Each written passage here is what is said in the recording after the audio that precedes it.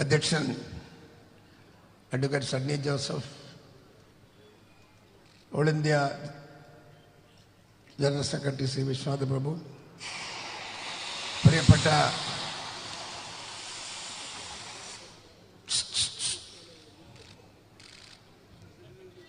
വായിലതാ പോവുക പ്രിയങ്കരനായ പ്രതിപക്ഷ നേതാവ്,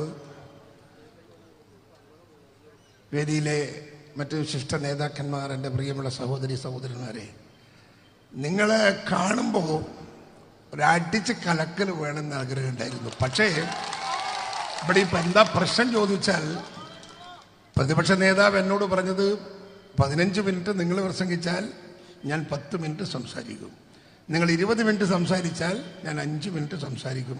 കാരണം കണ്ണൂരിലെ പരിപാടിക്ക് എത്താനുള്ള ധൃതിയിലാണ് നമ്മൾ രണ്ടുപേരും.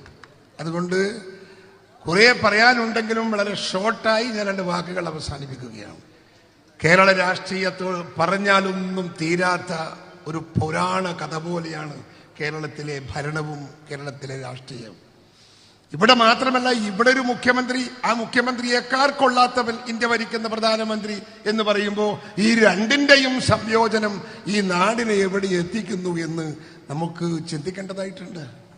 ഇത് ഗൗരവമുള്ള വിഷയമാണ്. ഞങ്ങൾ ഈ ജാഥ ഇത് പുറപ്പെട്ടിരിക്കുന്നത് രണ്ടും കൽപ്പിച്ചിട്ടാണ്. ഇവിടെ ഈ ഇടതുപക്ഷ സർക്കാരിന്റെ തെറ്റായ നയങ്ങളെ ജനമനസ്സിലേക്ക് എത്തിക്കാൻ നമുക്ക് സാധിക്കണം. ഈ ജാഥയിൽ നിന്ന് കൊടുക്കുന്ന സന്ദേശം ജനമനസ്സിന്റെ അകത്ത് മാറ്റത്തിന്റെ തിളക്കമാർന്ന രാഷ്ട്രീയ അധ്യായം രചിക്കണം. എത്ര വർഷമായി പിണറായി ഭരിക്കുന്നു? ഇവിടെ 7 വർഷം കഴിഞ്ഞു ഇല്ലേ? 7 വർഷമല്ലേ? 7 വർഷത്തോളമായി അദ്ദേഹം മുഖ്യമന്ത്രിയാണ് കേരളത്തിൽ. എന്ത് കിട്ടി കേരളത്തിന്? സണ്ണി വക്കീൽ ഇവിടെ ഒരുപാട് കാര്യങ്ങൾ പറഞ്ഞു. ഞാനും നിങ്ങളും ആലോചിക്കുന്നത് മാത്രമല്ല, എന്റെ വാക്കുകൾ കേൾക്കുന്ന ഇടതുപക്ഷത്തിന്റെ സുഹൃത്തുക്കളും ആലോചിക്കണം. എന്ത് കിട്ടി ഈ കേരളത്തിൽ എന്ന് നിങ്ങൾ പരിശോധിക്കുക. ഒന്നും കിട്ടിയില്ല, ഒന്നും നൽകാൻ സാധിച്ചില്ല.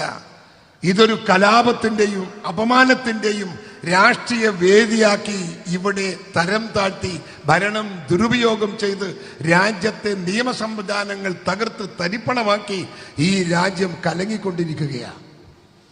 ഇത് ഞാൻ മാത്രം പറയുന്നതല്ല, ഇടതുപക്ഷത്തിന്റെ സുഹൃത്തുക്കൾ പോലും പറയുന്നതാണ്. ഇടതുപക്ഷത്തിന്റെ പ്രധാനപ്പെട്ട നേതാവല്ലേ ജി സുധാകരൻ, അതുപോലെ തന്നെ തോമസ് ഐസക്, അതുപോലെ MA ബേബി. എന്താ അവരൊക്കെ സ്വന്തം പാർട്ടിയെ കുറിച്ച് പറയുന്നത്? എന്റെ വാക്കുകൾ കേൾക്കുന്ന ഇടതുപക്ഷക്കാർ ആരെങ്കിലും ഉണ്ടെങ്കിൽ ഒരു നിമിഷം നിങ്ങൾ ചിന്തിക്കണം. എന്തുകൊണ്ട് കണ്ണൂർ കേരള രാഷ്ട്രീയത്തിൽ കമ്മ്യൂണിസ്റ്റ് പ്രസ്ഥാനത്തിന്റെ രാഷ്ട്രീയ വളർച്ചയ്ക്ക് ജീവിതം ഒഴിഞ്ഞു വെച്ച ഈ 2, 3, 4 CPM നേതാക്കന്മാർ എന്തുകൊണ്ട് നിങ്ങളുടെ സർക്കാരിനെതിരെ പ്രതികരിക്കുന്നു? മുഖ്യമന്ത്രിക്കെതിരെ എന്തുകൊണ്ട് പ്രതികരിക്കുന്നു? ഈ നാട്ടിലെ ജനങ്ങളെ മുമ്പിൽ തലകുനിക്കാൻ ഞങ്ങൾക്ക് സാധിക്കില്ല എന്നാണ് തോമസ് ഐസക് സ്വകാര്യ സംഭാഷണത്തിൽ പറഞ്ഞത്. അതുകൊണ്ടാണ് അദ്ദേഹം ഇത് പരസ്യമായി പറഞ്ഞത് എന്ന് അദ്ദേഹം ഒരു ചർച്ചയിൽ പറഞ്ഞതായി ഞാൻ ഓർക്കുന്നു. ഞാൻ ചോദിക്കുന്നു, ഈ നാട് ഇങ്ങനെ പോയാൽ മതിയോ? പ്രതീക്ഷയോടുകൂടി ഇടതുപക്ഷ സർക്കാർ അധികാരത്തിൽ വന്നു, 2ാം ഘട്ടം വീണ്ടും കയറി വന്നു. അപ്പൊ ധരിച്ചു ഈ രാജ്യത്ത് ഒരുപാട് മാറ്റങ്ങൾ ഉണ്ടാകും. പക്ഷെ ഞാൻ ചോദിക്കട്ടെ, നിങ്ങൾക്ക് ഇവിടെ സാധാരണക്കാരന്റെ ജീവിതം എവിടെയെന്ന് നിങ്ങൾക്ക് പരിശോധിക്കാൻ നിങ്ങൾക്ക് സാധിക്കണ്ടേ? എവിടെയാണ് ഇവിടെ സമാധാനമുണ്ടോ? ബാക്കിയൊക്കെ പോട്ടെ, ഇവിടെ ക്രമസമാധാനമുണ്ടോ? ന്യായമായും ഒരു മനുഷ്യന് ജീവിക്കാൻ സാധിക്കുന്ന നീതിന്യായം നിലനിന്ന നാടാണോ നമ്മുടെ നാട്? അക്രമത്തിന്റെ പെരുവഴിയായി കൊച്ചു കേരളം മാറിക്കൊണ്ടിരിക്കുകയല്ലേ? നിങ്ങൾക്കറിയാമല്ലോ, ഇടുക്കിയില് 5 വയസ്സുള്ള പെൺകുട്ടിയെ ബലാത്സംഗം ചെയ്ത് കൊന്ന് തൂക്കി. എന്നിട്ട് ആ തൂക്കിയവനെ രക്ഷപ്പെടുത്താൻ CPM-ന്റെ നേതാക്കന്മാർ പോലീസിൽ സ്വാധീനം ചെലുത്തി. കേസെടുത്തില്ല. ആദ്യം അടിപ്പുറം മറ്റൊരു കേസുണ്ടായി. 2 ചേട്ടത്തിയും അനിയത്തിയും 2 എണ്ണത്തിനെയും ഇതുപോലെ ബലാത്സംഗം ചെയ്ത് തൂക്കിക്കൊന്നു. അതിനകത്ത് DYFIയുടെ ഒരു കക്ഷിയാണ് ഇതിനകത്ത് കുറ്റവാളി. DYFIക്കാരനാണ് ഇവരെ കൊന്നത്. ആ DYFIക്കാരനെ പോലീസ് സംരക്ഷിച്ചു മാസങ്ങളോളം. ഒടുവിൽ ഗതിയില്ലാത്തത് കൊണ്ട് മാത്രം അവന്റെ പേരിൽ കേസുണ്ടാക്കി. ഞാൻ ചോദിക്കുന്നു, നിർഭയമായി ജീവിക്കേണ്ടുന്ന ഒരു സാമൂഹിക ജീവിതത്തിൽ കൊച്ചുമക്കൾക്ക് പോലും ജീവിക്കാൻ സാധിക്കാത്ത ഒരു ചുറ്റുപാടിലാണ് നമ്മുടെ നാട്. ചരസും മദ്യവും ഒഴുകുന്നു. ഹയർ സെക്കൻഡറി സ്കൂളിൽ പോലും ചരസ് കിട്ടും. കോളേജുകളിൽ നിങ്ങൾക്ക് മദ്യം കിട്ടും. വിൽപ്പന നടക്കുകയാണ് പരസ്യമായി. ഇവിടെ നീതിയുണ്ടോ, പോലീസുണ്ടോ, നിയമമുണ്ടോ എന്ന് നിങ്ങൾ പരിശോധിക്കണ്ടേ? എത്ര കൊച്ചുമക്കളാണ് കള്ളിന് അഡിക്റ്റായത്? എത്ര കൊച്ചുമക്കളാണ് ലഹരിക്ക് അടിമയായത്? എത്ര കൊച്ചുമക്കളാണ് വഴിതെറ്റിപ്പോയത്? ഇവിടെ ഒരു നിയമ സംവിധാനം ഉണ്ടായിരുന്നുവെങ്കിൽ ഈ രാജ്യത്ത് സംഭവിക്കുമോ എന്ന് നിങ്ങൾ പരിശോധിക്കണം. എന്തെങ്കിലും ജനങ്ങൾക്ക് ഗുണം കിട്ടിയോ? സാധനത്തിന്റെ വില കുറഞ്ഞോ? ഏതെങ്കിലും ഒരു സാധനത്തിന്റെ വില കുറഞ്ഞോ? വില കുറക്കുമെന്ന് പറഞ്ഞല്ലേ രണ്ടാം വട്ടം പിണറായി വിജയൻ നിങ്ങളോട് വോട്ട് ചോദിച്ചത്? ഏത് സാധനത്തിന്റെ വിലയാ കുറഞ്ഞത്? മാർക്കറ്റിൽ സാധനം ലഭിക്കാനില്ല. സംസ്ഥാന സർക്കാരിന്റെ കീഴിലുള്ള സഹകരണ സ്ഥാപനങ്ങളിൽ പോലും സാധനങ്ങളില്ല. സാധനങ്ങൾ ലഭ്യമല്ല. വിലക്കയറ്റം കുതിച്ചു കയറുന്നു. എല്ലാറ്റിനും വിലവർദ്ധനവിലേക്ക് പോവുകയാണ്. സകല സാധനത്തിനും വിലവർദ്ധനമാണ്. ഇന്ന് കണ്ട വിലയല്ല നാളെ കണ്ട വിലയല്ല മറ്റന്നാൾ. മാറിക്കൊണ്ടിരിക്കുന്നു. തൊഴിലാളികൾക്ക് ജീവിക്കാൻ സാധിക്കാത്ത സാഹചര്യം, പാവപ്പെട്ടവർക്ക് ജീവിക്കാൻ സാധിക്കാത്ത സാഹചര്യം, പാവപ്പെട്ടവർക്ക് ഇത് കണ്ടു നിൽക്കാൻ പോലും സാധിക്കാത്ത സാഹചര്യം. ഞാൻ ചോദിക്കുന്നു, ഈ ഗവൺമെന്റ് എങ്ങോട്ടാണ്? കർഷകന്മാർ പട്ടിണിയിലാണ്, തൊഴിലാളികൾ പട്ടിണിയിലാണ്, KSRTC ജീവനക്കാർ പട്ടിണിയിലാണ്, 10 ലക്ഷക്കണക്കിന് തൊഴിലാളികൾ പട്ടിണിയിലാണ്. എന്തുകൊണ്ട് പട്ടിണി? അവർക്ക് ശമ്പളമില്ല, ശമ്പളം കൊടുക്കുന്നില്ല.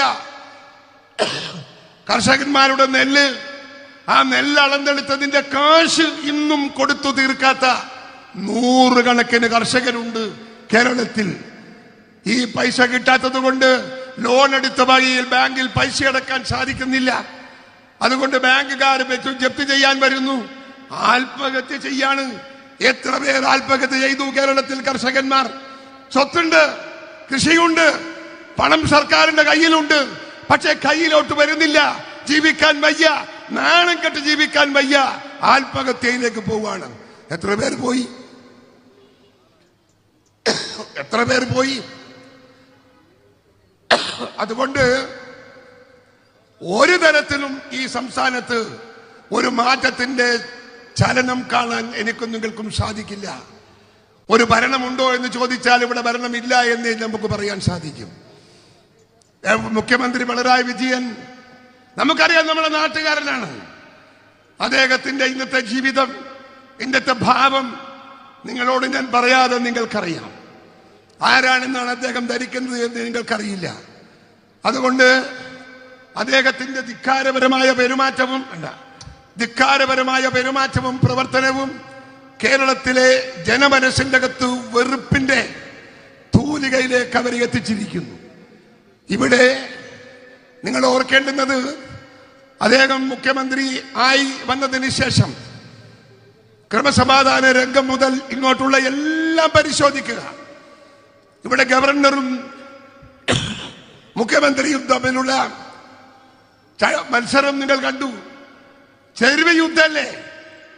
ഏതെങ്കിലും കേട്ടിട്ടുണ്ടോ ഒരു ഗവർണറെ ഇതുപോലെ അപമാനിച്ച ഒരു മുഖ്യമന്ത്രിയും ഭരണവും?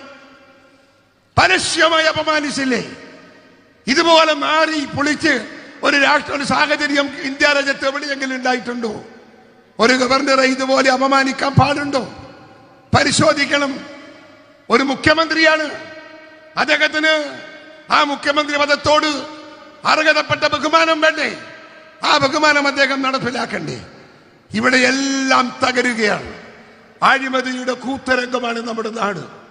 പിണറായി വിജയന്റെ മകൾ ബാംഗ്ലൂരിൽ ഹൈക്കോടതിയിൽ കേസ് ഫയൽ ചെയ്ത് നിൽക്കുക.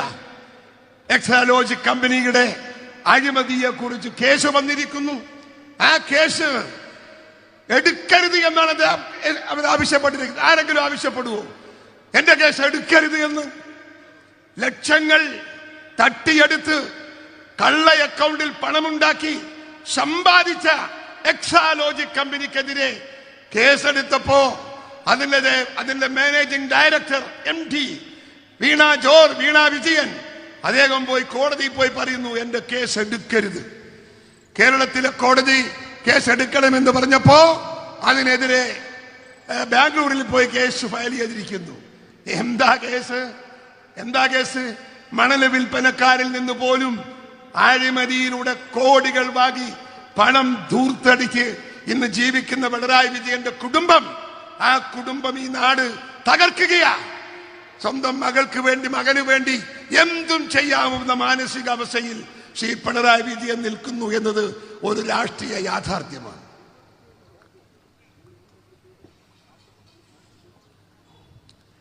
ഞാൻ പ്രസംഗം ദീർഘിപ്പിക്കുന്നില്ല, പ്രതിപക്ഷ നേതാവ് എഴുന്നേറ്റ് പോകും. അതുകൊണ്ട് വാക്കുകൾ ചുരുക്കുക. ഈ കേരളത്തിൽ കാർഷിക രംഗത്തുള്ള അപകടകരമായ സാഹചര്യം, വ്യാവസായിക രംഗത്തുള്ള അപകടകരമായ സാഹചര്യം, KSRTC ബസ്സിലെ ജീവനക്കാരെ മുഴുവൻ പിരിച്ചുവിട്ടു. അവർക്ക് ശമ്പളം കൊടുത്തില്ല. എല്ലാ വ്യാവസായിക സ്ഥാപനങ്ങളിലും സാമ്പത്തിക ക്രൈസിസ് ഉണ്ടായി. ഈ നാട് പിറകോട്ട് പോയിക്കൊണ്ടിരിക്കുന്നു. അതിനെ പിടിച്ചെടുക്കാൻ സാധിക്കാതെ നിർനിമേഷനായി നോക്കി നിന്ന് പണം എന്ന ലക്ഷ്യം വെച്ചുകൊണ്ട് പിണറായി വിജയൻ മുമ്പോട്ട് പോവുകയാണ്.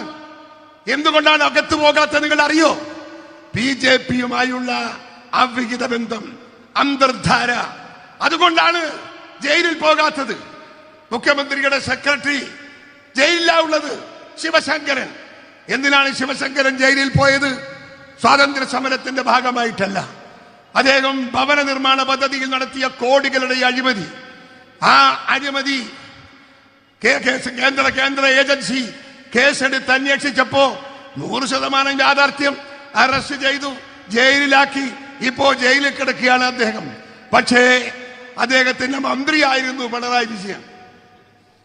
പിണറായി വിജയൻ ഒപ്പിട്ടാണ് ഫയൽ.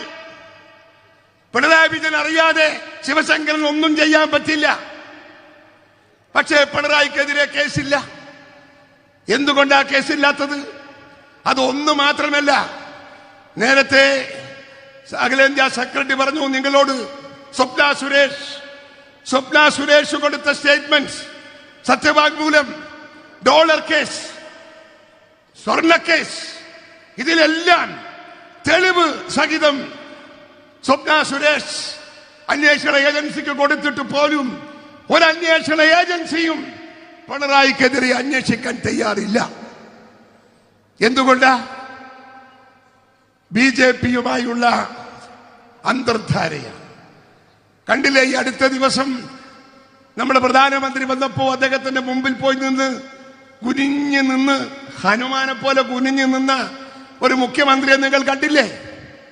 എത്ര വിനയത്തോടെയാണ് അദ്ദേഹം പ്രധാനമന്ത്രിയുടെ മുമ്പിൽ നിന്നത് എന്ന് നിങ്ങൾ ചിത്രം നോക്കണം. അദ്ദേഹം കേരളത്തിന്റെ മുഖ്യമന്ത്രിയാ. ഇങ്ങനെ തല കുനിക്കേണ്ട കാര്യമില്ല. പക്ഷെ തല കുനിച്ചില്ലെങ്കിൽ തല പോകും. അതുകൊണ്ട് തല കുനിച്ച് നിൽക്കുകയാണ്. BJPയും അവരും തമ്മിൽ സഖ്യമാണ് എന്നതിന്റെ തെളിവെന്താണെന്നറിയാവും നിങ്ങൾക്ക്? ഈ കേസുകളൊന്നുമില്ല അദ്ദേഹത്തിനെതിരെ. SNC ലാവലിംഗ് കേസ് 38ാമത്തെ തവണ മാറ്റിവെക്കുന്നു. SNC ലാവലിംഗ് കേസ് വിചാരണക്കെടുത്താൽ അദ്ദേഹം ആത്തുപോവും, ജയിലിൽ പോവും, സംശയമില്ല. പക്ഷെ എടുക്കാൻ സമ്മതിക്കുന്നില്ല. ആരാ? കേന്ദ്രത്തിലെ BJP. എന്തുകൊണ്ടാ? അവർ തമ്മിൽ സഖ്യ. BJPയുടെ പ്രസിഡന്റ് കള്ളപ്പണം കൊണ്ടുപോകുമ്പോ കേരളത്തിലെ പോലീസ് പിടിച്ചു, കേസില്ല. BJP പ്രസിഡന്റിനെതിരെ കേസെടുത്തില്ല വിജയന്റെ പോലീസ്. വിജയനെതിരെ കേന്ദ്ര പോലീസ് കേസെടുത്തില്ല. പരസ്പര ധാരണ. ആ ധാരണ എവിടം വരെ എത്തുമെന്ന് നമുക്കറിയില്ല. പക്ഷേ നിങ്ങൾ ഒരു കാര്യം ഓർക്കണം, ഈ നാടിന്റെ മാന്യതയും ഈ നാടിന്റെ രാഷ്ട്രീയ പാരമ്പര്യവും സംരക്ഷിക്കാനുള്ള തീവ്രമായ പോരാട്ടത്തിലേക്ക് ഇന്ത്യൻ നാഷണൽ കോൺഗ്രസ് പോവുകയാണ്. നമ്മുടെ ഈ ജാഥയുണ്ടല്ലോ, സമരാഗ്നി, ജനമനസ്സിലേക്ക് തീജ്വാല പരത്തുന്ന ഒരു സമരമായി നമ്മൾ മാറ്റിയാണ്. അഴിമതിക്കെതിരെ പോരാടുന്ന, അക്രമത്തിനെതിരെ പോരാടുന്ന, വികസനത്തിന് വേണ്ടി പോരാടുന്ന ഒരു ജനശക്തിയുടെ ഉദയത്തിന് നിങ്ങളിലേക്ക് ആവേശപൂർവം കടത്തിവിടുന്ന സമരാഗ്നി, അഗ്നിസ്ഫുലിംഗം, അത് നിങ്ങളുടെ മനസ്സിന് കരുത്തു പകരണം. അതിലൂടെ വരാൻ പോകുന്ന തിരഞ്ഞെടുപ്പിൽ കോൺഗ്രസിന് തിരികെ കൊണ്ടുവരാൻ നിങ്ങൾക്ക് സാധിക്കണം. നമ്മുടെ ടാർഗറ്റ് നിങ്ങളോട് പറയട്ടെ, ഞങ്ങൾ കോൺഗ്രസ് ഇന്ന് വളരെ മുൻപിലാ കേരളത്തിൽ. ഈ ജനാവലി മട്ടന്നൂരിൽ ആദ്യമല്ലേ? ഇത്രയും വലിയ ജനാവലി എന്തുകൊണ്ട് വന്നു? കോൺഗ്രസിലേക്ക് ആവേശപൂർവ്വം ആളുകൾ കടന്നു വരുന്നു. അതെല്ലാവിടെയും ഉണ്ട്. തൃശ്ശൂരിൽ ഞങ്ങൾ നടത്തിയ റാലി ചരിത്രമാണ്. കോഴിക്കോട് നടത്തിയ റാലി ചരിത്രമാണ്. വൈക്കം നടത്തിയ റാലി ചരിത്രമാണ്. പുതിയ ആളുകൾ കുതിച്ചു വരിക നമ്മുടെ പാർട്ടിക്കകത്തേക്ക്. അതുകൊണ്ട് തന്നെ അവർക്കെല്ലാം സമരവീര്യം പകരാനുള്ള കരുത്താർജിക്കാൻ നമ്മുടെ ഈ